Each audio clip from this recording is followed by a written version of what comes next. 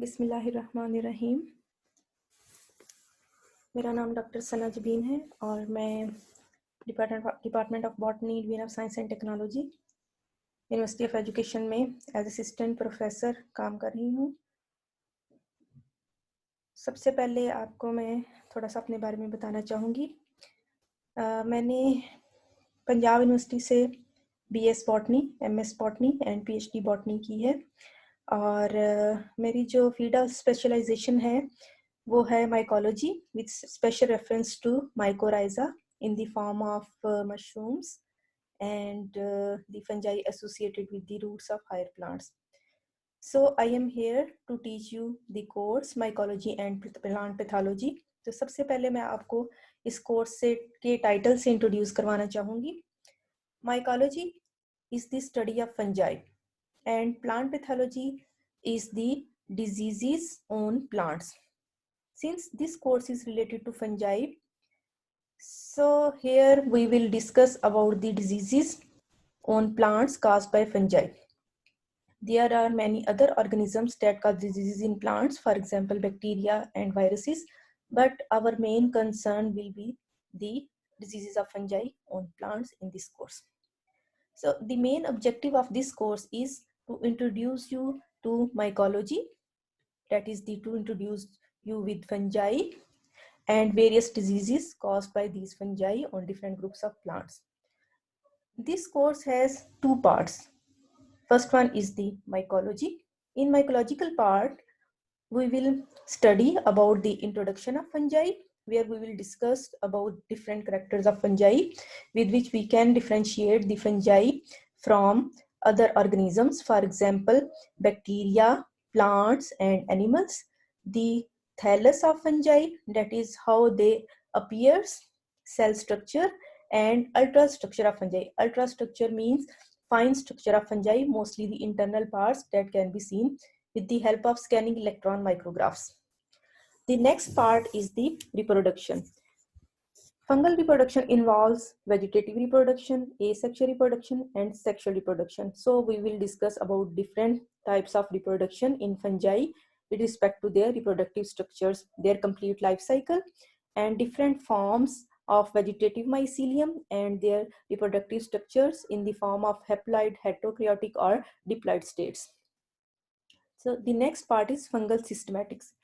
As you know, earlier you have read the course plant systematics, anatomy and development, as well as plant systematics. Systematics is the classification of fungi or plants or animals and their evolutionary relationships. So here we will study different groups of fungi in the form of different fungal phyla. For example, Ascomycota, Basidiomycota, Zygomycota, Myxomycota, Chytridomycota, etc. We will be discussing about each phylum with the help of appropriate examples so that we can understand their life cycles and how these fungi reproduce in their respective groups. Then we will be studying about the fungal relationships. Symbiotic relationship is the relationship of fungi with other organisms in which both the partners get benefited. So fungi form associations in the form of lichens. Lichen is the fungal association with algae. This algae includes the blue-green algae that belong to kingdom bacteria as well as green algae. Mycorrhiza involves the association of fungi with the roots of higher plants, for example, with the roots of trees and sometimes with the roots of agricultural crops. So we will study in detail and then their significance. Then we will study about the importance of fungi in human life with reference to industry and agriculture. The next part is pathology.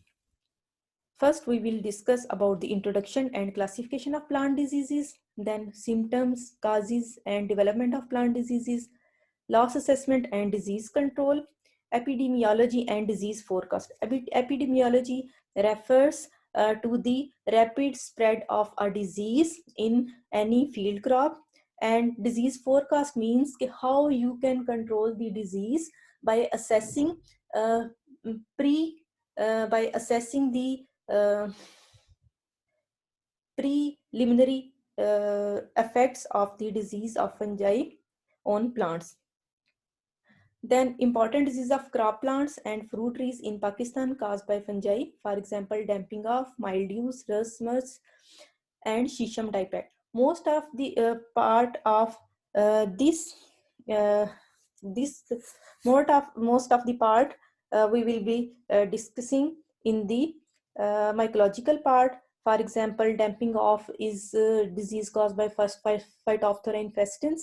We will be discussing its complete life cycle in the mycological part. Then mildews, for example, Ericyphe belong to Escomycota. We will be studying its life cycle.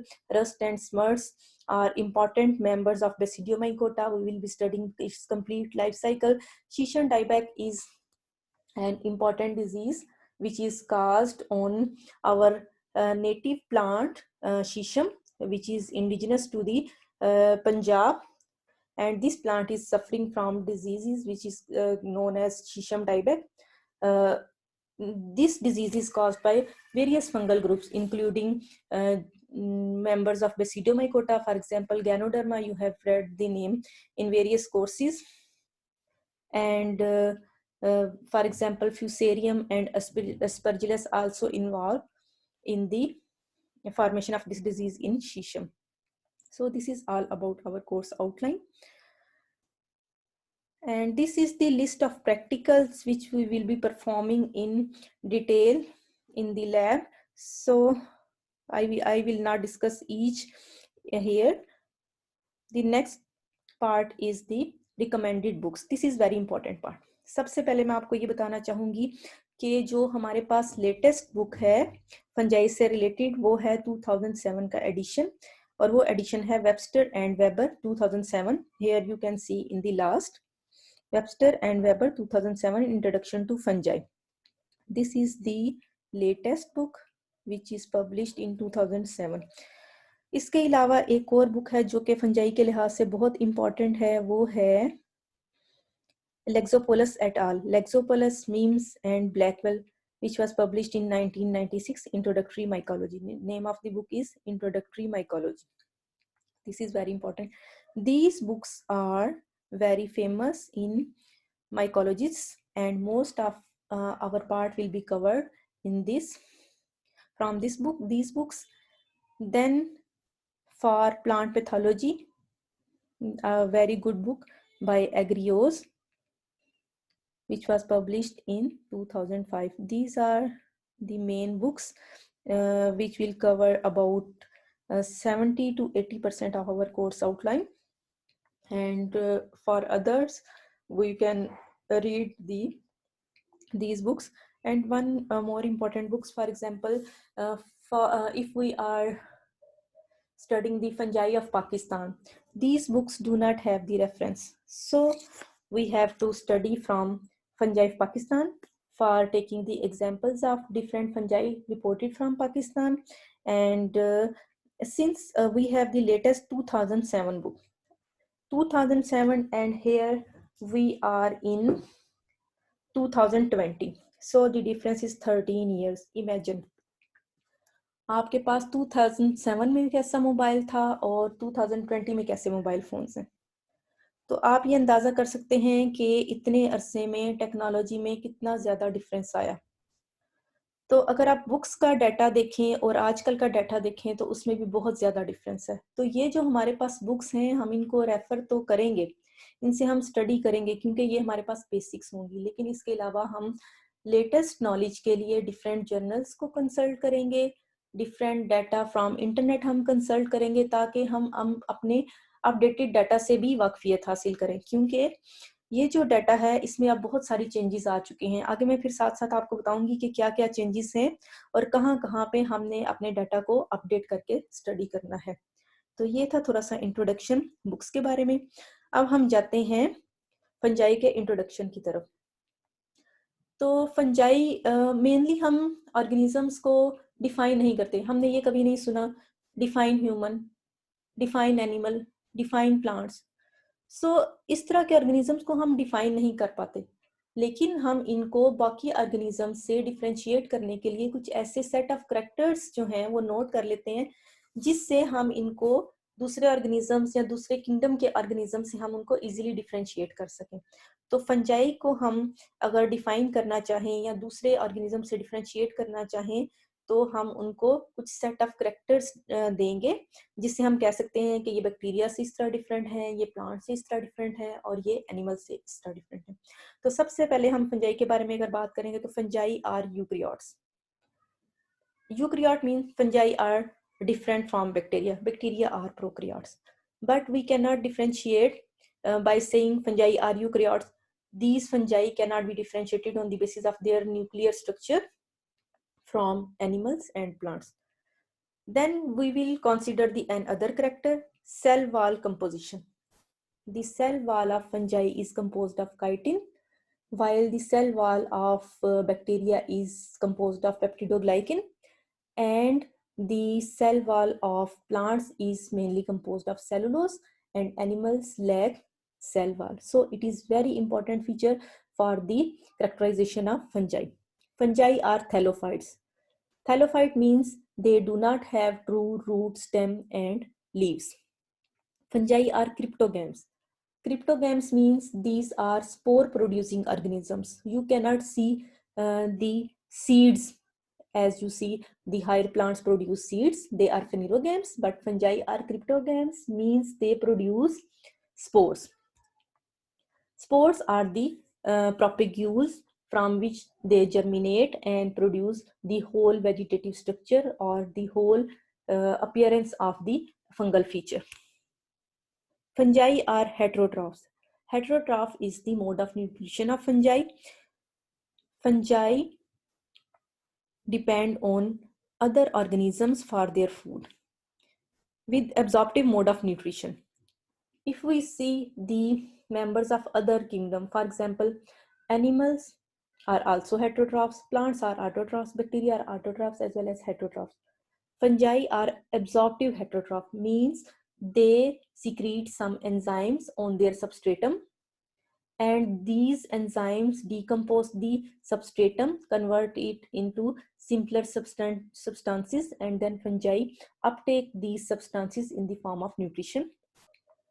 While the animals are ingestive heterotrophs. Ingestive means they get their nutrition by direct ingestion, by direct eating of their food. So these characters differentiate fungi from other organisms like bacteria, like animals, and like plants. So the next part is species diversity. Species diversity means how many species are present on Earth, how many different species of fungi are present on Earth. So it is estimated that there are about 80,000 to 1,20,000 species of fungi are known on Earth, and this number is the already known species, and you can get the reference from Webster and Weber in 2007. So अगर हम अब देखें तो 1,20,000 fungi की species हैं, और वो species आज से 13 साल पहले रिपोर्ट की गई। इसके बाद एक नया डाटा आया जिसमें बताया गया कि फंजाई की 2,50,000 स्पीशीज हैं, लेकिन ये जो 2,50,000 नंबर ऑफ स्पीशीज था, इसमें कुछ ऐसी स्पीशीज भी थी जिनमें दो डिफरेंट स्पीशीज को एक जैसा नाम दे दिया गया, दो एक जैसी स्पीशीज को डिफरेंट नाम दे दिए गए। तो इस तरह हमारे पास कोई प्रिसाइज डाटा नहीं था। इसके बाद जो है वो मॉलिक्यूलर टेक्निक्स जब आई, फॉर एग्जांपल 1990s के बाद जब मॉलिक्यूलर टेक्निक्स आई, तो उसके बाद साइंटिस्ट ने आहिस्ता आहिस्ता डीएनए का डाटा प्रोड्यूस करना शुरू किया, और 2000s में, फॉर एग्जांपल 2016 में इन्होंने साइंटिस्ट ने क्या किया कि इन्होंने जितना भी डाटा फंजाई का जनरेट हुआ उनका एक फाइलोजेनेटिक ट्री बनाया, जिसमें उन्होंने देखा कि कुछ स्पीशीज जो हैं वो एक ही क्लेड में क्लस्टर हो गई, और उस क्लेड में जो है फंजाई के डिफरेंट नाम थे, लेकिन चूंकि उनका क्लेड एक था, इट मीन कि वो सब एक ही स्पीशीज थी। तो इस तरह 2,50,000 स्पीशीज में से कुछ ऐसी स्पीशीज थी जिनको डिफरेंट नाम दिए गए थे लेकिन थी वो सेम। तो इस तरह जो फंजाई का इतना ज्यादा नंबर हो चुका था वो वापस दोबारा 1,20,000 तक आ गया। तो इस तरह हमारे पास डीएनए की बेसिस पे एक प्रिसाइज डाटा आ गया, जो अब तक हम कहते हैं कि फंजाई की 1,20,000 स्पीशीज रिपोर्टेड हैं। अब कुछ स्पीशीज जो हैं, जैसे फॉर एग्जांपल हमारे पास लेटेस्ट इंफॉर्मेशन 2017 की है, तो अभी हम 2020 में है। इट मीन्स कि हमारे पास 3 साल का डाटा अभी भी इसमें कंपाइल्ड फॉर्म में नहीं है। तो हम ये कह सकते हैं कि फंजाई की 1,20,000 से ज्यादा स्पीशीज हैं, जिसमें हम 3 साल का डाटा ऐड करके तो एग्जैक्ट नंबर बता सकते हैं। तो वो डाटा हमें कहाँ से मिलेगा? वो हम रिसर्च आर्टिकल्स देखेंगे डिफरेंट जर्नल्स में जो पब्लिश होंगे, उनको फिर हम काउंट करके इसमें ऐड करके तो बता सकते हैं कि 2020 तक फंजाई की कितनी स्पीशीज नोन है। अब ये जो बात थी ये थी नोन स्पीशीज की। अब हम बात करते हैं कि एस्टिमेटेड फंजाई का नंबर कितना है। एस्टिमेटेड मीन्स कि अर्थ के ऊपर कितनी फंजाई प्रेजेंट है, और वो जितनी फंजाई प्रेजेंट है वो उनमें से अननोन कितनी है। अब अगर हम देखें तो हमारे पास 1,20,000 नोन स्पीशीज होंगे, लेकिन वेबस्टर ने 2007 में कहा कि फंजाई का जो एस्टिमेटेड अर्थ के ऊपर नंबर है वो 1.5 मिलियन है। 1.5 मिलियन मीन्स 15 लैक्स। हमारे पास है 1,20,000 और हमारे पास एस्टिमेटेड नंबर है 15 लैक्स। लेकिन इसके बाद कुछ साइंटिस्ट ने एक्स्ट्रा प्लॉटेशन की, जो हमारे पास लेटेस्ट डाटा इकट्ठा हुआ उसकी एक्स्ट्रा प्लॉटेशन की, तो उन्होंने कहा कि नो, फंजाई की इससे भी ज्यादा स्पीशीज हैं।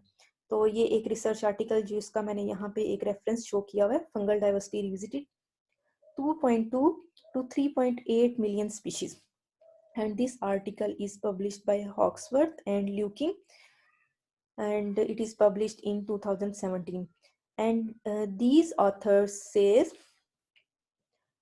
that the estimated number of fungi on earth is 2.2 to 3.8 million. Nearly 40 lakh species of fungi are present on earth. So we have a great margin to discover new species. And if we compare this number, we have only 3 to 4% known species, and we have discovered about 95% new species. So you have to study fungi and working on it.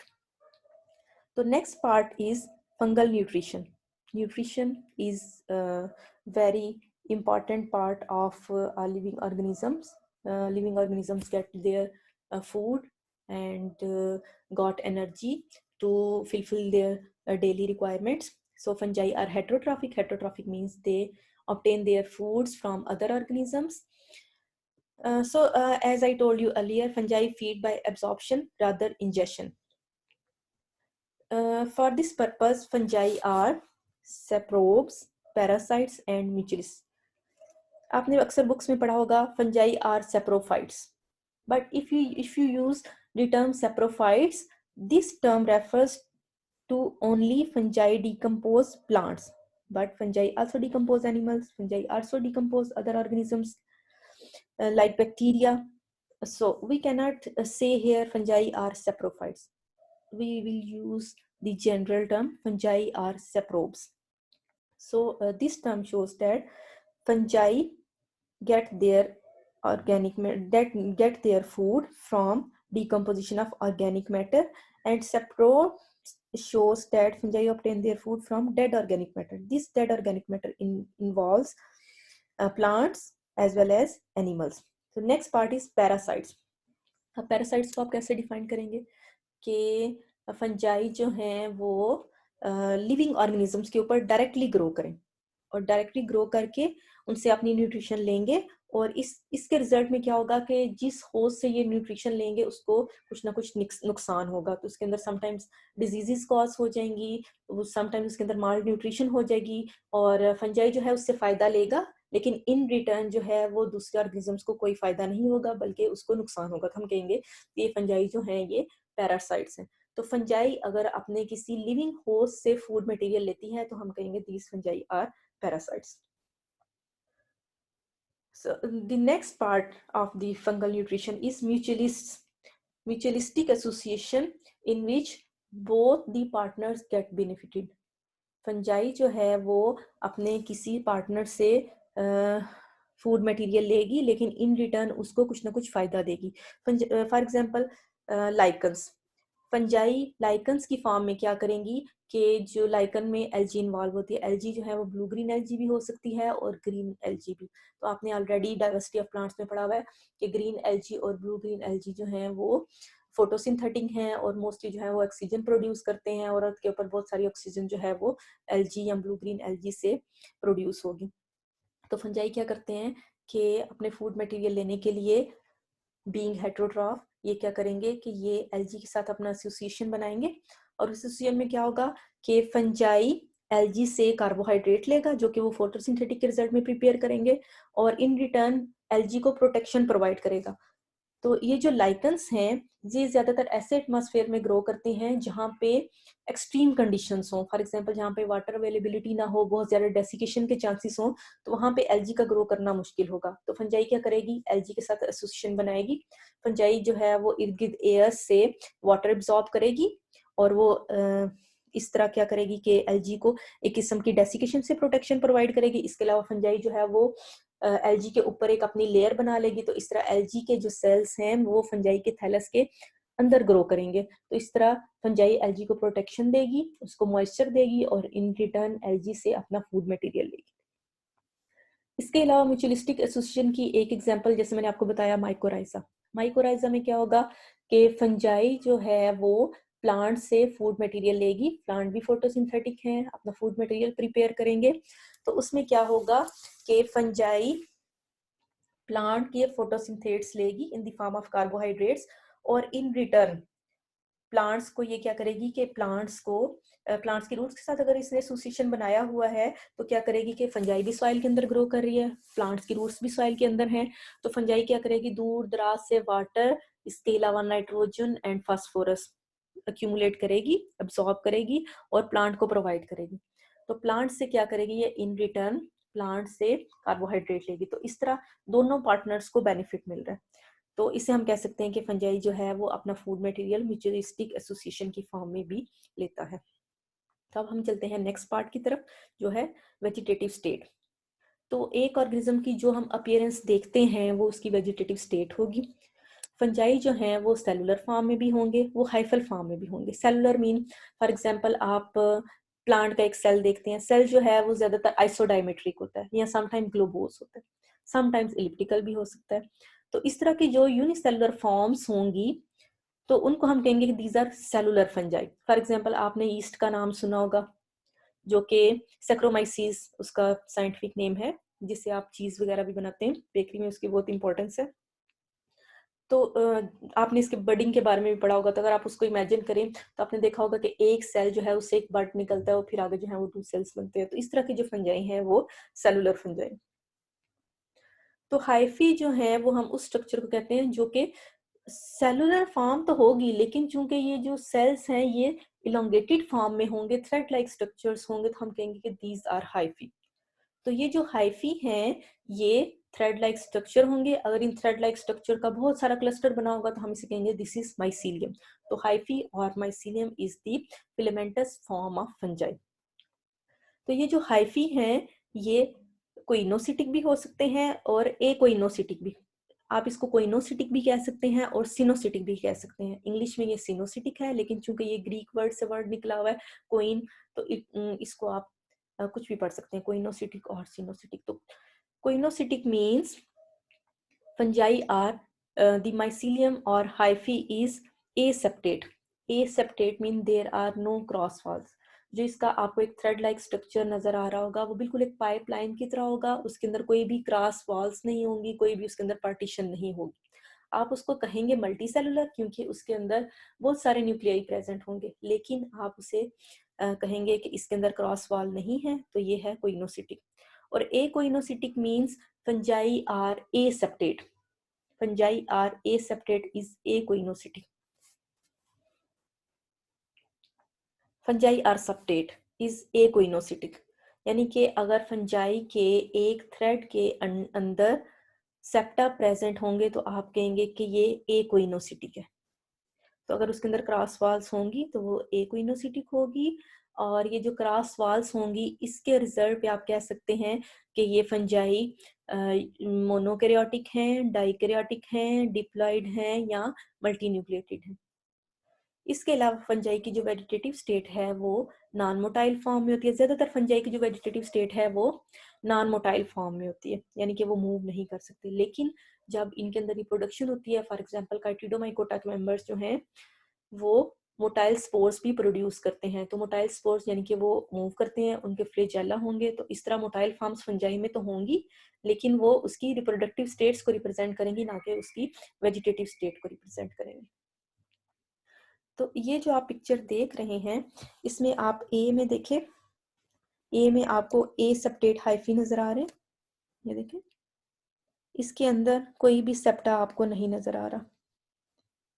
तो ये Mucor म्यूसिडो का mycelium है जिसके अंदर septa absent. तो Mucor जो है वो जाइगोमाइकोटा का मेंबर है, आगे हम डिटेल पढ़ेंगे। तो इसके अंदर सेप्टा एब्सेंट।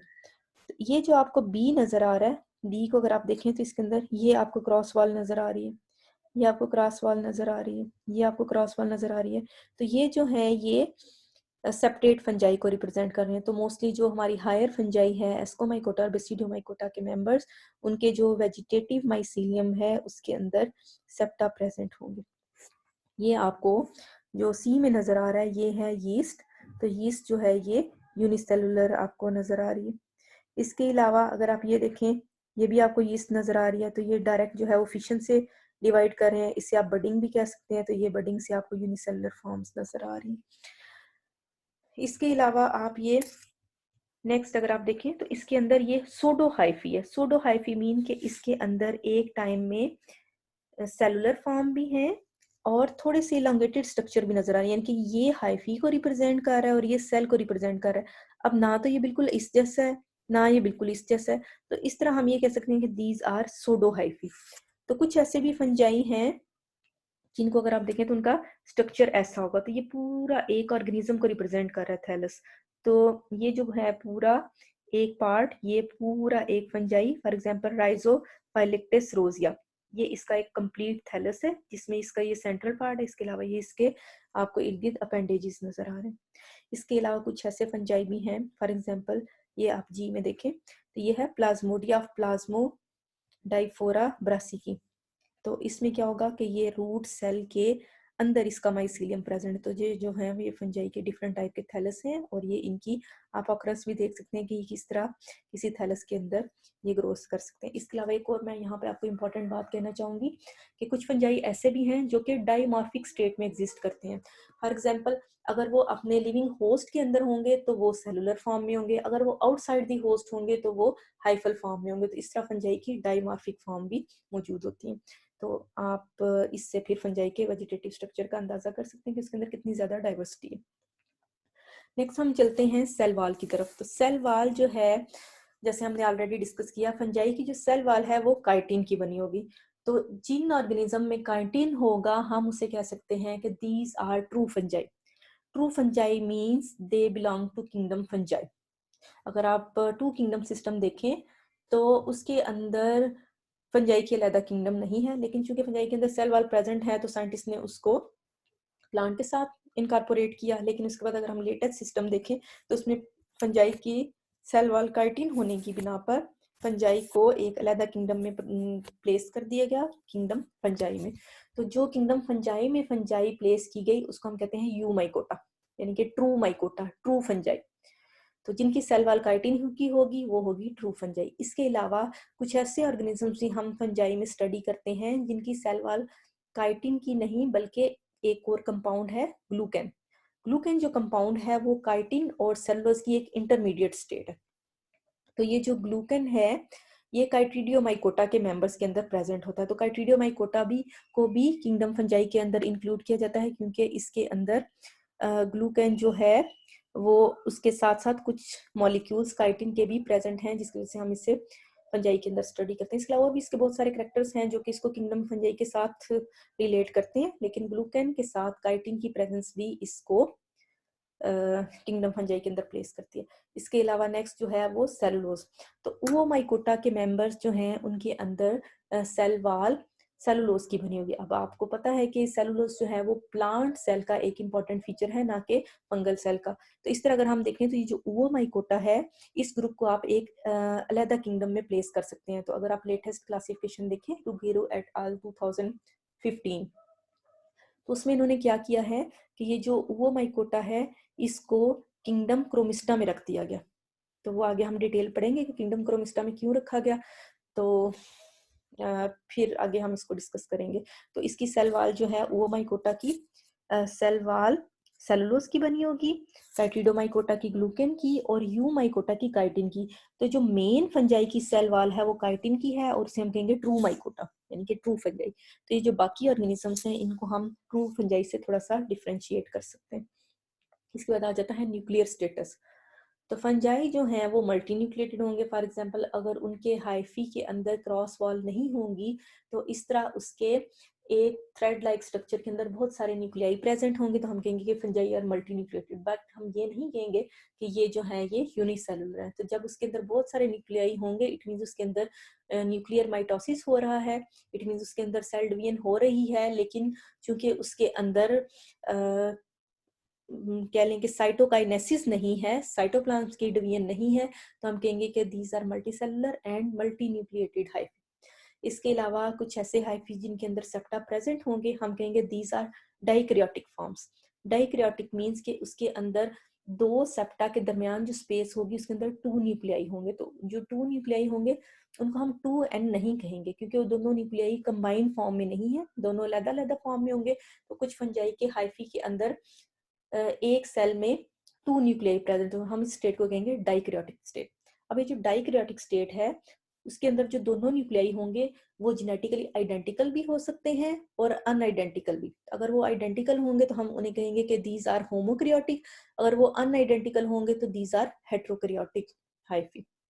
इसके अलावा जब फंजाई ने स्पोर प्रोड्यूस करने होते हैं तो ये दोनों न्यूक्लियाई कंबाइन कर जाते हैं, और मोस्टली जो हेट्रोकैरियोटिक फंजाई हैं उनके न्यूक्लियाई जो है वो कंबाइन करेंगे। तो इस तरह जो स्टेट हमारे पास बनेगी उसे हम कहेंगे डिप्लॉइड स्टेट। तो इस तरह फंजाई के अंदर एक टाइम में डिप्लॉइड स्टेट भी प्रेजेंट होती है, लेकिन ज्यादातर ये हायर फंजाई में होगी, और ये बहुत शॉर्ट टाइम पीरियड के लिए होगी कि जैसे ये 2n होगा उसके फौरन बाद उसके अंदर मियोसिस हो जाएगी, उसके रिजल्ट में 4 हैप्लॉइड न्यूक्लियाई बन जाएंगे। तो ये जो 2n स्टेट है ये भी एस्कोमाइकोटा और बेसिडियोमाइकोटा के अंदर मोस्ट कॉमन है, लेकिन शॉर्ट टाइम पीरियड के लिए होगी। इसके अलावा जो नेक्स्ट फॉर्म है हैप्लॉइड। तो इस तरह अगर न्यूक्लियाई जैसे अभी मैं आपको बता रही थी कि डिप्लॉइड स्टेट के बाद मियोसिस हो जाएगी तो उसके अंदर हैप्लॉइड न्यूक्लियाई बन जाएंगे। तो जो हैप्लॉइड स्टेट होगी ये भी यूनिन्यूक्लिएट भी हो सकती है और मल्टी न्यूक्लिएट भी हो सकती है, लेकिन उसका जो न्यूक्लियस के अंदर जो उसका क्रोमोसोम नंबर है वो ड्यू टू मियोसिस उसके अंदर हाफ रह जाएगा। तो इसलिए हम उसको कहेंगे कि these are haploid state of fungi. तो फंजाई का अगर हम लाइफ साइकिल देखें तो कुछ ऑर्गेनिज्म के अंदर सिंपल है, कुछ के अंदर कम्प्लेक्स है, हम आगे डिटेल में पढ़ेंगे। तो फंजाई के अंदर रिप्रोडक्शन की जो फॉर्म्स हैं वो है वेजिटेटिव फॉर्म, जिसके अंदर क्या होगा कि उसका जो वेजिटेटिव पार्ट है वो कहीं से ब्रेक डाउन होगा किसी मैकेनिकल इंजरी से या कोई इन्वायरमेंटल फीचर से। तो उसके रिजल्ट में क्या होगा कि वो जो उसका ब्रोकन पार्ट है उसके अंदर ये कैपेसिटी होगी कि वो होल ऑर्गेनिज्म बना दे। इसके अलावा फंजाई के अंदर सेक्सुअल रिप्रोडक्शन होती है, जिसमें क्या होगा कि न्यूक्लियर फ्यूजन होगा, उसके बाद मियोसिस होगी। तो इस तरह ये न्यूक्लियर फ्यूजन में दो अपोजिट स्ट्रेन्स के न्यूक्लियाई कंबाइन करेंगे और फिर उसके बाद मियोसिस होगी, वो जो स्पोर जर्मिनेट करेंगे उसके रिजल्ट में न्यू ऑर्गेनिज्म बनेगा। इसके अलावा फंजाई के अंदर एक बहुत इंपॉर्टेंट फीचर है जिसे हम कहते हैं पैरासेक्सुअलिटी। तो ये जो है ये एक्चुअल या ट्रू सेक्सुअल रिप्रोडक्शन नहीं है। इसमें क्या होगा, दो न्यूक्लियाई कंबाइन करेंगे, उनका जेनेटिक मटेरियल एक्सचेंज होगा, लेकिन जिस तरह आपने पढ़ा हुआ है मियोसिस के अंदर प्रॉपर जो है वो क्रॉसिंग ओवर होती है कि दो जो क्रोमोसोम्स हैं उनके क्रोमेटिड्स अलाइन होंगे, उसके बाद उनकी क्रॉसिंग ओवर होती है। लेकिन इसके अंदर क्या होगा कि इस तरह का कोई फिनोमिना नहीं होगा। इसके अंदर दोनों न्यूक्लियाई कंबाइन करेंगे, उनका जेनेटिक मटेरियल मिक्स होगा, जब वो सेपरेट होंगे इसके बाद, तो जब इनकी सेपरेशन होगी थोड़ा बहुत उसके अंदर जेनेटिक मटेरियल की मिक्सिंग होगी, लेकिन ट्रू उसके अंदर क्रॉसिंग ओवर नहीं हुई, यानी कि उसके अंदर ट्रू मियोसिस नहीं हुई। कॉम्बिनेशन यानी कि दोनों कंबाइन हुए, डिप्लॉइड बने, इसके बाद ये सेपरेट हो गए यानी कि डी डिप्लोइडाइजेशन हो गई। तो उसके रिजल्ट में जो दोबारा दो न्यूक्लियाई बने उनके अंदर थोड़ा बहुत जेनेटिक मटेरियल एक्सचेंज हुआ, लेकिन चूंकि अंदर इसके अंदर ट्रू मियोसिस नहीं हुई, हम इसे ये नहीं कह सकते कि ये सेक्सुअल रिप्रोडक्शन है, तो हम इसे कहेंगे दिस इज पैरासेक्सुअलिटी, कि सेक्सुअल रिप्रोडक्शन के ये पैरेलल तो है, यानी कि उस जैसा ये प्रोसेस हुआ तो है, लेकिन इसके अंदर प्रॉपर चूंकि क्रॉसिंग ओवर नहीं हुई, हम कहेंगे कि ये पैरासेक्सुअलिटी है। इसके बाद आ जाता है एसेक्सुअल रिप्रोडक्शन, जिसके अंदर प्योरली माइटोटिक न्यूक्लियर डिवीजन होगी और उसके रिजल्ट में जो हाइफी बनेंगे, हम कहेंगे कि ये एसेक्सुअल रिप्रोडक्शन के रिजल्ट में प्रोड्यूस हुए।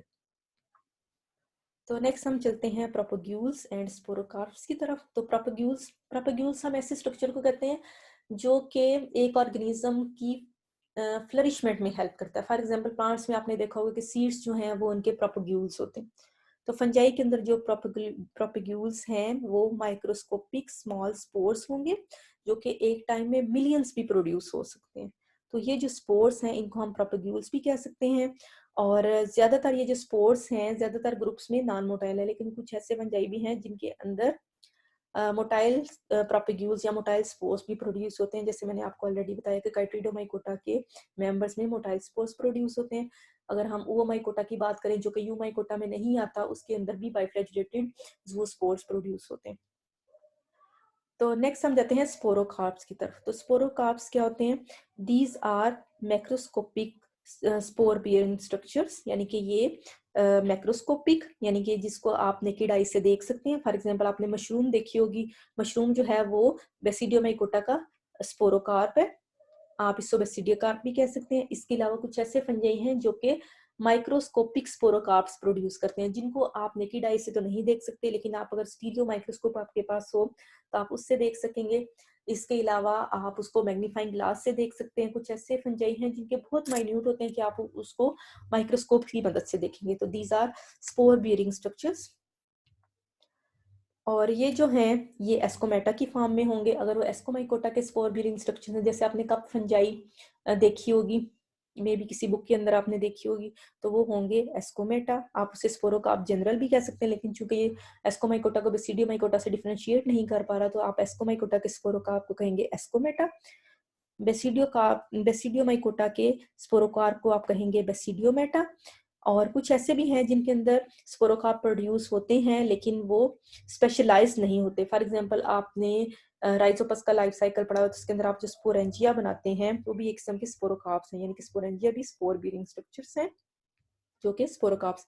तो ये जो है राइजोपस के sporangia, these are microscopic sporangia. तो आप उसे डायरेक्ट ब्रेड के ऊपर आपको ये नजर नहीं आते, लेकिन जब आप उसको माइक्रोस्कोप में देखते हैं तो आपको मिलियन स्पोर्स और स्पोरेंजिया जो है वो नजर आएंगे। तो नेक्स्ट हम चलते हैं हैबिटेट, इकोलॉजी एंड डिस्ट्रीब्यूशन की तरफ। तो हैबिटेट जो है फंजाई का, आपके फंजाई जो हैं वो मतलब कहाँ कहाँ आपको मिल सकते हैं। तो फंजाई जो है वो यूबिक्विटस है। यूबिक्विटस जो है मींस ये आपको हर जगह मिलेंगे। आपको ये टेरेस्ट्रियल एनवायरनमेंट में मिलेंगे, फ्रेश वाटर में मिलेंगे, मेरीन वाटर में मिलेंगे, ये आपको एयर में भी मिलेंगे। तो फंजाई आर प्रेजेंट एवरीवेयर। तो अगर हम इसके इकोलॉजिकल रोल्स की बात करें तो फंजाई जो हैं वो सेप्रोट्रॉफ्स हैं, म्यूचुअलिस्ट्स हैं, पैरासाइट्स हैं और हाइपर पैरासाइट्स। तो ये सेप्रोट्रॉफ्स के बारे में ऑलरेडी मैं आपको बता चुकी हूँ। म्यूचुअलिस्टिक सिम्बायोट्स जैसे आपको मैंने लाइकन और माइकोराइजा के बारे में बताया। पैरासाइट्स मैंने आपको बताया कि फंजाई जो है वो लिविंग होस्ट के ऊपर ग्रो करेंगे और उसको नुकसान पहुंचाएंगे। These are parasitic fungi.